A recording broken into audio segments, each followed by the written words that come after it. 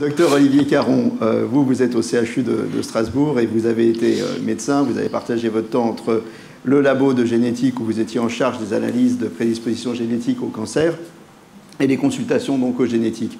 En 2008, vous rejoignez Gustave Roussy pour prendre la direction des consultations génétiques du département de médecine oncologique. Vous êtes également à la tête du comité génétique de Gustave Roussy depuis 2009. Vous avez effectué plus de 2000 consultations d'oncogénétique par an. Vous enseignez, vous avez collaboré à une dizaine d'études majeures nationales et internationales dans les domaines tels que la prédisposition au cancer du sein, des ovaires, des voies digestives, j'en oublie sans doute. Vous avez plus de 60 publications à votre actif et bien sûr, vous allez nous parler d'oncogénétique. Le titre de votre intervention, c'est l'oncogénétique, un exemple de médecine prédictive. Il est 15h pile, vous avez jusqu'à 15h15, à moins 5 la clochette, à moins 1 la petite musique. Merci beaucoup, merci pour votre invitation. J'avais aussi oublié que j'avais fait tout ça. Alors, j'ai gagné un tout petit peu de temps puisque ce matin, il y a déjà eu le topo d'Yves Jean-Bignon sur l'oncogénétique. C'était pour les nuls ce matin, mais là c'est pour les bons. Voilà, donc j'ai un petit peu plus de pression parce que je ne vais pas vous avoir comme ça. Maintenant, si on repart du début, qu'est-ce qu'on fabrique en oncogénétique et à quoi ça sert? Ça part finalement d'une question. Si là, on vous a représenté un arbre généalogique avec une dame qui n'a jamais eu de cancer jusque-là, mais qui a cette histoire familiale-là, et tous les demi-cercles jaunes sont des femmes qui ont eu un cancer du sein, la question qu'elle va se poser, c'est qu'est-ce qui va m'arriver? Est-ce que je vais avoir un cancer du sein? Au fond d'elle-même, et quand on lui pose la question ouvertement, elle va dire compte tenu de mon histoire familiale, j'attends, je sais que je vais avoir un cancer. Alors, est-ce qu'on peut l'aider à répondre à ça? Est-ce qu'il faut l'envoyer à Delphes voir les descendants de la Pythie? Est-ce qu'il faut aller voir le Caravage pour avoir une réponse un peu plus précise? Depuis une vingtaine d'années, effectivement, on a la démarche d'oncogénétique. Alors, je vous la fais très vite, où on va se poser au départ, dans une famille, s'il existe une prédisposition ou pas. On va faire un certain nombre d'analyses chez la personne qu'on appelle le cas index, même si ce n'est pas un très beau terme. Et si on trouve une anomalie chez cette personne-là, on va pouvoir se servir de cette information chez les proches, notamment ceux qui n'ont pas eu de cancer, pour savoir qui a hérité et qui n'a pas hérité la prédisposition. Parce que même quand il existe une prédisposition dans une famille, ça ne veut pas dire que tout le monde soit porteur, que tout le monde soit concerné par le risque. Si la parenté n'est pas porteur à ce moment-là, on va lui dire qu'a priori son risque c'est celui de monsieur et madame tout le monde, et si la parenté est porteur, il va avoir une augmentation du risque de cancer, variable selon le type de prédisposition, et on ne va pas simplement lui dire ça pour lui mettre une étiquette sur le front, on va lui proposer des mesures de prise en charge qui sont adaptées, dont on va voir quelques exemples. Si en amont, on n'a pas trouvé d'anomalie, là, on est un petit peu plus coincé parce qu'on ne va jamais pouvoir exclure la prédisposition. On ne peut jamais dire que ce n'est pas génétique, finalement, dans une famille. Alors, admettons qu'on soit dans la situation où on trouve une prédisposition dans une famille, qu'un apparenté fasse ce test et qu'il soit porteur de cette prédisposition-là, eh bien, ça nous aide, en fait, à affiner le risque en se disant, bien, par exemple, si on a une mutation dans un gène BRCA1, un gène majeur de prédisposition au cancer du sein et de l'ovaire, on se dit, voilà, on a quelques milliers de familles avec des anomalies, ça rejoint un petit peu le big data, on va pouvoir faire des statistiques dans ces familles-là pour décompter qui est porteur et qui a eu un cancer et donner ainsi des statistiques. Des statistiques surtout, non pas simplement un chiffre en disant à 80 ans, il y a la moitié des gens qui ont fait des cancers du sein, mais à partir de quel âge est-ce que le risque commence à augmenter? Parce que de là, moi, je vais pouvoir déduire, si le risque il commence à augmenter à partir de l'âge de 30 ans, comme avec une anomalie dans un gène BRCA, je vais dire qu'avant 30 ans, je n'ai pas grand-chose à faire en termes de surveillance. Par contre, je vais mettre le paquet après 30 ans pour mettre en place cette surveillance. Au passage, est-ce qu'il s'agit d'une médecine prédictive? C'est-à-dire qu'on va dire, voilà, on sait d'avance que ça va se passer. Pas tant que ça, parce que même avec une anomalie dans BRCA1, la probabilité de faire un cancer du sein, elle est de l'ordre, on ne voit pas très bien, mais enfin c'est de 60%. Ce qui est déjà énorme par rapport à Madame Tout-le-Monde qui a 10-12% de risque de cancer du sein, mais ça n'est pas 100%.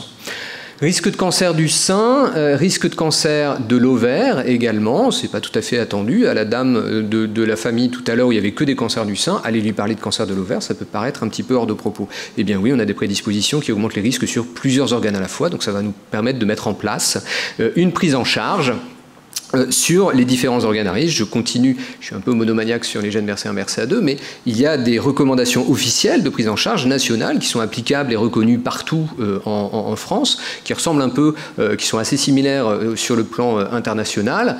Là aussi, en allant rapidement, on va baser la surveillance sur des examens cliniques, des examens radiologiques, notamment l'IRM mammaire, qu'on ne fait pas en dehors de ce contexte-là, en commençant très jeune, en commençant à 30 ans.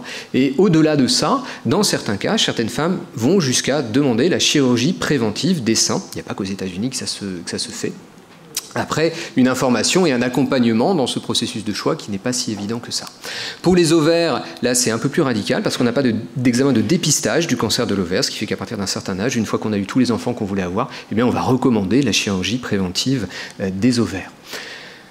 L'intérêt de ces chirurgies des ovaires, je vous remets juste cette diapo-là pour vous dire, comme vous l'a dit Jean Bignon ce matin, c'est que on va contrôler le risque de cancer de l'ovaire. On va également jouer sur le risque de cancer du sein. En enlevant les ovaires, on diminue le risque de cancer du sein et on sauve des vies en faisant ça, effectivement. Et ça, c'est pas souvent qu'en médecine, on arrive à démontrer que des mesures préventives permettent de sauver des vies. Et là, de manière assez sensible. Admettons que, malheureusement, cette personne-là développe un cancer.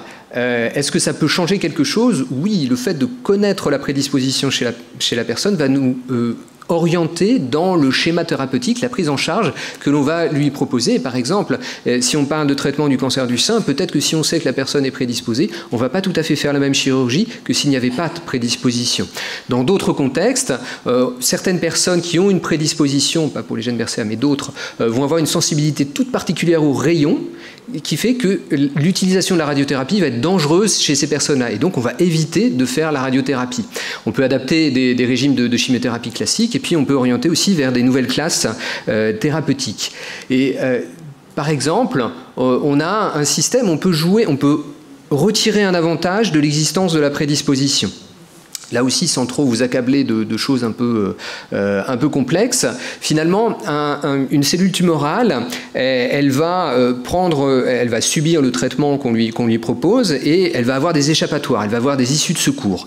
Eh bien, le fait d'avoir une anomalie dans le gène BRCA, ça va lui bloquer l'une de ses issues de secours. Donc on va en profiter pour mettre justement le traitement qui va la coincer dans ce coin-là. Et c'est quelque chose qui est désormais vraiment, c'est pas de la recherche pour dans 20 ans, hein, c'est quelque chose qui est appliqué dès maintenant, et notamment dans le cancer de l'ovaire, on a des nouvelles classes thérapeutiques justement qui utilisent ce système des issues de secours bloquées ou pas bloquées en fonction de la présence de l'anomalie, où là, on a une efficacité majeure si la prédisposition existe. On a retourné l'inconvénient de la prédisposition. C'est ce qui fait qu'aujourd'hui, toute femme qui a un cancer de l'ovaire, finalement, est vue en consultation génétique justement pour déterminer si elle est porteuse ou pas d'une anomalie dans ce gène-là, pour proposer un traitement d'entretien avec cette molécule-là. Donc ça a changé les choses, hein, puisque non seulement on apporte une information pour la famille et répondre à la question de madame au début, mais également de manière très concrète dans le cadre de la prise en charge thérapeutique. C'est vrai pour les ovaires, c'est vrai aussi pour les cancers de la prostate, où vous voyez, alors sans être grand spécialiste, on se dit c'est si on n'a pas la caractéristique en tant que telle, c'est les réponses qui sont plus on est bas, plus on est mauvais en réponse, et là, des réponses qui sont beaucoup plus importantes si on est porteur de la prédisposition. Vous voyez qu'il y a des choses, les courbes sont vraiment très séparées, donc ça c'est des données très récentes dans le cadre du cancer de la prostate, qui pour l'instant n'ont pas encore de conséquences en termes de prise en charge quotidienne, mais ça va venir très vite. Alors tout n'est pas si rose que ça. Et tout n'est pas magique avec la génétique. Les limites, la première, c'est que le plus souvent, quand on fait des analyses génétiques, on ne trouve pas d'anomalie. 9 fois sur 10 dans les formes familiales de cancer du sein, on ne trouve pas d'anomalie dans les gènes BRCA1, BRCA2 dont je viens de vous parler. Ça veut dire que 9 fois sur 10, la valeur prédictive négative cette fois-ci de l'analyse génétique, elle n'est pas terrible, parce que la dame de tout à l'heure, on va continuer à lui dire qu'il y a bien un risque de cancer du sein, parce qu'il y a plein de cancers du sein dans sa famille, et on va lui donner une surveillance sans savoir réellement si elle est bonne ou pas, et si vraiment cette personne-là est à risque. Le deuxième inconvénient, alors ça c'est au-delà des gènes que l'on connaît déjà, n'étant pas très satisfait de dire qu'une fois sur 10 on trouve quelque chose, on dit il y a sûrement d'autres anomalies dans d'autres gènes, et c'est vrai que pas chaque semaine, mais enfin très régulièrement, on a tout un tas de publications qui sortent avec des nouveaux gènes de prédisposition au cancer du sein, voire au cancer de l'ovaire. Alors c'est un petit peu embêtant parce qu'au-delà de ces effets d'annonce, on n'a pas toujours, on a eu des déceptions, par exemple pour ce gène RAD50, on pensait que c'était un gène de prédisposition au cancer du sein. Un des moyens de savoir si un gène, une mutation dans un gène augmente les risques ou pas, c'est de dire on prend plein de femmes atteintes de cancer du sein, plein de femmes qui sont indemnes de cancer, on regarde dans quel groupe on a le plus de mutations. Et là, RAD50, qui était réputé être un gène de prédisposition au cancer, en fait, il se retrouve plus fréquemment muté chez des femmes qui ne sont pas porteuses de cancer. Donor-vecteur, c'est un gène de protection. Alors ça, on n'en sait pas, mais c'est juste pour vous dire qu'on ne peut pas utiliser ce type d'informations tant qu'on n'a pas de confirmation qui, parfois, sont assez difficiles à mettre en évidence. Et ça, c'est assez fréquent, et pour des raisons justement d'évolution technologique, de plus en plus de collègues, et les Nord-Américains désormais, quand ils prescrivent l'analyse des gènes BRCA1, BRCA2, les laboratoires qui sont des laboratoires commerciaux aux États-Unis leur rendent des résultats sur une vingtaine de gènes. Mais pour les 18 autres, ils ne savent pas trop quoi faire finalement. Et les données sont largement insuffisantes dans la plupart des cas. Et le patient, lui, il est complètement perdu par rapport à ça. Parce que lui, ce qu'il retient, c'est qu'il y a une anomalie dans un gène. Ça va aller. Ce qui fait que un certain nombre de mes collègues modérés nord-américains disent que de toute façon, il revient au clinicien de savoir ce qu'il peut faire et ce qu'il ne peut pas faire avec ces anomalies dans ces gènes. Un autre exemple assez amusant, c'est dans une revue que vous connaissez au moins de nom, la revue Nature, donc c'est vraiment le top du top en termes de publications scientifiques, des équipes très très sérieuses, très très bonnes, très très rigoureuses, avaient identifié des anomalies dans ce gène-là comme étant un gène de prédisposition au cancer de l'ovaire et au cancer du sein. Eh bien, malheureusement, c'était une sorte d'artefact parce que l'analyse était faite sur des femmes qui avaient eu un cancer de l'ovaire traité par de la chimiothérapie, et en fait l'anomalie dans le gène était provoquée par la chimiothérapie. Donc c'était un stigmate du traitement finalement, et ça n'avait rien à voir avec ce qui avait pu favoriser le cancer. Donc on s'est trompé d'objectif. Et puis pour compliquer les choses, je vous ai montré des jolies courbes tout à l'heure en disant s'il y a une anomalie dans un gène, on répond beaucoup mieux au traitement.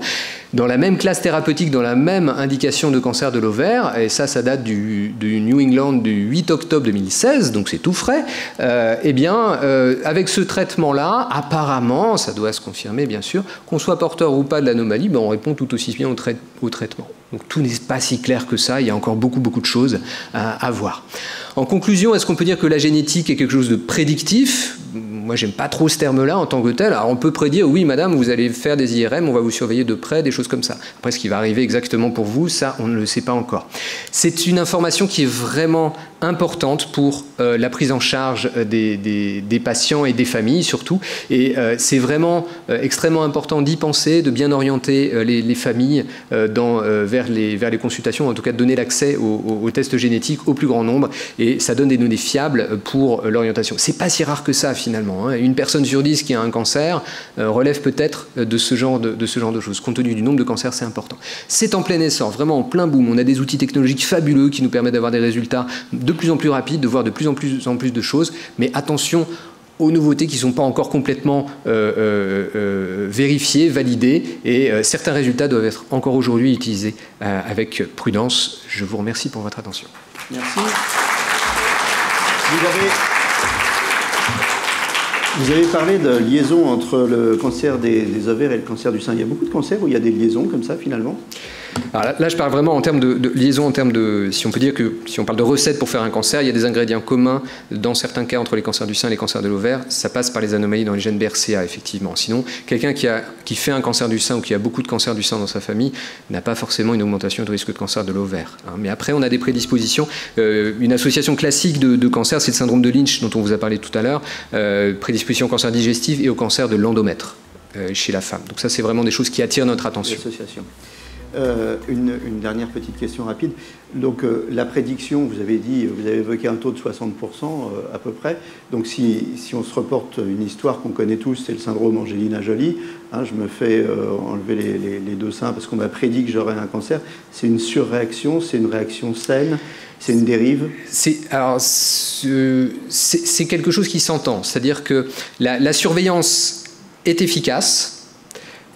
elle permet, dans la majorité des cas, de tomber sur des petits cancers du sein que l'on va guérir, mais on ne peut pas le garantir, c'est toujours la même chose. Et certaines femmes nous disent, moi je ne me fais pas l'idée de me faire même un petit cancer du sein. Et je vivrais bien mieux si on m'enlève les seins et qu'on fasse une reconstruction.